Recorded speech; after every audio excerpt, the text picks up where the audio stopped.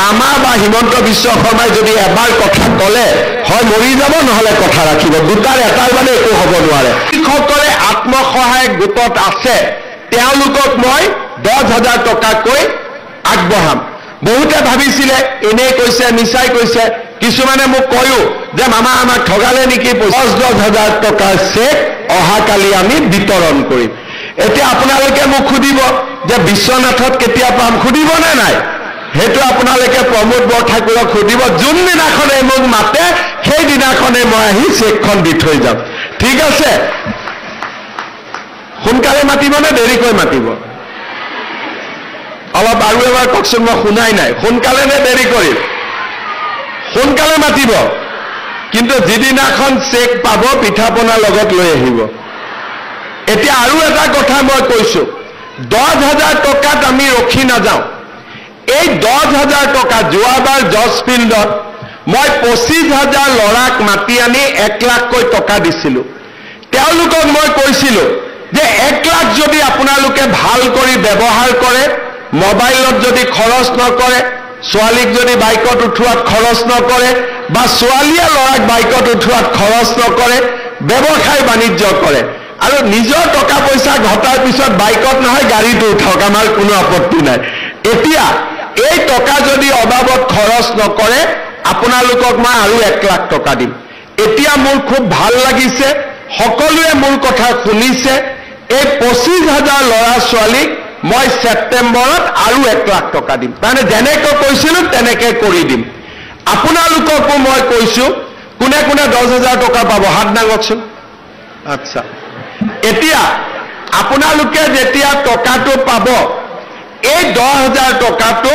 আপোনালোকে খুব ভাল কৰি খৰচ কৰিব কোনোবাই খালৰ কামত কোনোবাই পিঠাপনা কোনোবাই আন ব্যৱসায় একো নহলেও হাজবেণ্ডৰ যদি দোকান আছে তাতে হলেও 10,000 টকাটো দিয়ক আৰু যোনে 10,000 টকাটো ভাল কৰি খৰচ কৰিব অহা বছৰ আপোনালোকে যদি মোক আকৌ এবাৰ মুখ্যমন্ত্ৰী পাতে 25,000 টকাকৈ আপোনালোকে পাব ঠিক আছে হ'বনে নাই গতিকে আৰু তাৰ পিছৰ বছৰ আপোনালোকক 50,000 টকা দিম অৰ্থাৎ লাখপতি বনাইহে এৰিম সিধা কথা লাখপতি বনাইহে এৰিম এইটোৱে হ'ল আমাৰ উদ্দেশ্য কিমান টকা কম দামত দিম যদি বজাৰত দালিৰ দাম 100 টকা হয় মই আপোনালোকক 1 কেজি দালি ৰেচন কাৰ্ডত 75 টকাত দি দিম তাৰমানে 25 টকা বজাৰতকৈ কম দামত দিম আৰু চেনি যদি দোকানত যদি চেনিৰ দাম 50 টকা হয় মই আপোনালোকক 1 কেজি চেনি 25 টকা দামত দি দিম অৰ্থাৎ চাউল বিনামূলীয়া দালিৰ দাম 25 টকা কম নিমখৰ দাম 10 টকা কম আৰু চেনিৰ দাম 25 টকা কম তাৰমানে ঘৰত অৰুণোদয় আহিলে ঘৰত বিনামূলীয়াকৈ চাউল আহিলে আৰু কম দামত আমি দালিও পালো চেনিও পালো আৰু লগত আমি নিমখো পালো তাৰ লগত আকৌ আমি কি কৰিব খুজিছো 1 এপ্ৰিলৰ পৰা ইলেক্ট্ৰিচিটিৰ খৰচো আমি প্ৰতি ইউনিটত 1 টকা কৰি দাম আমি কমাই দিম অৰ্থাৎ মে মাহত আপোনালোকৰ যি বিল আহিব তাত 1 টকা কম দামত আহিব আৰু ভগৱানে যদি আমাক ভালে কুশলে ৰাখে নৱেম্বৰ ডিসেম্বৰ মাহত ইলেক্ট্ৰিচিটিৰ দাম আৰু 1 টকা আমি কমাই দিম তাৰমানে এই বছৰতে 2 টকাকৈ প্ৰতি ইউনিটত দাম কমি যাব যোনে 100 ইউনিট বিজুলীৰ খৰচ কৰে তাৰ 200 টকা প্ৰত্যেক মাহত বাঁচিব এতিয়া 100 টকা নৱেম্বৰত আৰু 100 টকা তাৰ লগত আমি কি কৰিব খুজিছো আমি যি প্ৰত্যেক ৰাইজৰ পৰা ধান কিনো সৰিয়হ কিনো এতিয়ালৈকে আমি যোৱা কালিলৈকে আজিলৈকে প্ৰতি কুইণ্টলত আমি 2300 টকা ধান কিনি আছো আমাৰ চৰকাৰ অহাৰ আগতে মহাজনে 600 টকা ধান কিনিছিল এতিয়া আমি 2300 টকা ধানৰ দাম দি আছো অহা কালিৰ পৰা ধান 1 কুইণ্টল ধানৰ দাম আমি 2550 টকা দিম অৰ্থাৎ 250 টকা অহা কালিৰ পৰা আমি ধানৰ দাম বঢ়াই দিম আৰু সৰিয়হৰ দাম আমি 500 টকা বঢ়াই দিম অৰ্থাৎ এতিয়া মানুহে ঘৰত বহি থাকিব নালাগে, কাম কাজ কৰিব লাগে, খেতি পথাৰত যাব লাগে। প্ৰত্যেক কুইণ্টল ধানত আমি 2550 টকাকৈ দিম আৰু ভগৱানে কৰিলে অহা বছৰ 2600 টকাও প্ৰতি কুইণ্টল ধানত বাঢ়ি যাব। আজি আমাৰ সকলোৱে জানে যে আমাৰ ছোৱালীবিলাক যেতিয়া স্কুলত গৈছে, ইলেকশ্যনৰ সময়ত মই কৈছিলোঁ যে আমি নিযুত মইনা আঁচনি আৰম্ভ কৰিম।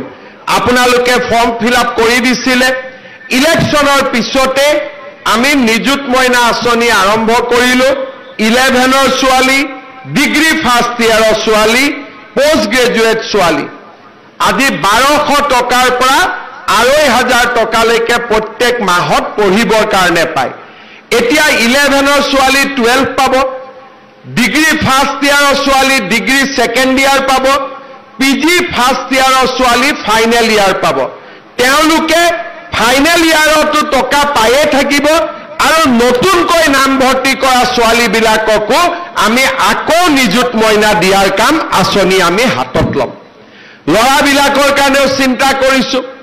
এইবাৰ আমি চিন্তা কৰিছোঁ যেতিয়া এজন ল'ৰা ডিগ্ৰী পাছ হয়, ডিগ্ৰী পাছ হোৱাৰ পিছত বহু দিনলৈকে সি চাকৰি বাকৰি নাপায়। অ'ত ইণ্টাৰভিউ দিব যাব লাগে, ত'ত ইণ্টাৰভিউ দিব যাব লাগে। এইবাৰ আমি সিদ্ধান্ত লৈছোঁ যে এজন ল'ৰাই যদি ডিগ্ৰী পাছ কৰে, অন্ততঃ 1 বছৰ সি দেউতাক মাকৰ ওচৰত পইচা খুজিব নালাগে। প্ৰত্যেক মাহত আমাৰ চৰকাৰে সেই ল'ৰাজনৰ বেংক একাউণ্টত 2500 টকা কৰি 12 মাহৰ বাবে জমা দিব। অৰ্থাৎ আপোনালোকে চাওক যে আজি আপোনালোকে বিজেপিক ভোট দিয়াৰ ফলত ৰাইজৰ উন্নতি হৈছে, দুখীয়া মানুহৰ উন্নতি হৈছে, মধ্যবিত্ত মানুহৰ উন্নতি হৈছে। অসমত 1.5 লাখ ল'ৰা ছোৱালীয়ে চাকৰি পাইছে 1 টকাও ঘোষ নিদিয়াকৈ। আজি যদি বিজেপি চৰকাৰ নাহিলহেঁতেন, এই 1 লাখ চাকৰিত যদি 1 লাখ টকাকৈও কোনোবাই ঘোষ ল'লেহেঁতেন, আপোনালোকে ঘৰত বহি হিচাপ কৰিব 1000 কোটি টকাৰ ঘোষ চলিলেহেঁতেন। আজি আগতে অংগনবাদী চাকৰি এটাৰ কাৰণেও কংগ্ৰেছৰ দিনত মানুহে 50,000 টকা ঘোষ দিব লাগিছিল। আজি ডিএছপিৰ চাকৰি পাইছে, মেজিষ্ট্ৰেটৰ চাকৰি পাইছে, শিক্ষকৰ চাকৰি পাইছে, কোনেও ক'তো 1 টকাও পইচা কাকো ঘোষ দিবলগীয়া হোৱা নাই। আজি অসমৰ ইমান ডাঙৰ পৰিৱৰ্তন আমি কোনেও আগত কল্পনাও কৰিব পৰা নাছিলোঁ। এতিয়া আমি এডভান্টেজ অসম সন্মিলন পাতিলোঁ। অসমত 5 লাখ টকাতকৈও অধিক, অসমত কোটি টকাতকৈ অধিক অসমত বিনিয়োগ আহিব আৰু বহুত ল'ৰা ছোৱালীয়ে অসমতে আজি চাকৰি পাবলৈ সুবিধা পাব। তাৰ লগে লগে আমাৰ যিবিলাক ল'ৰা ছোৱালীয়ে ব্যৱসায় বাণিজ্য কৰিব খোজে, তেওঁলোককো বেংকৰ লোন নোলোৱাকৈ, মাটি বাৰী বন্ধক নিদিয়াকৈ 2 লাখ টকাকৈ আমি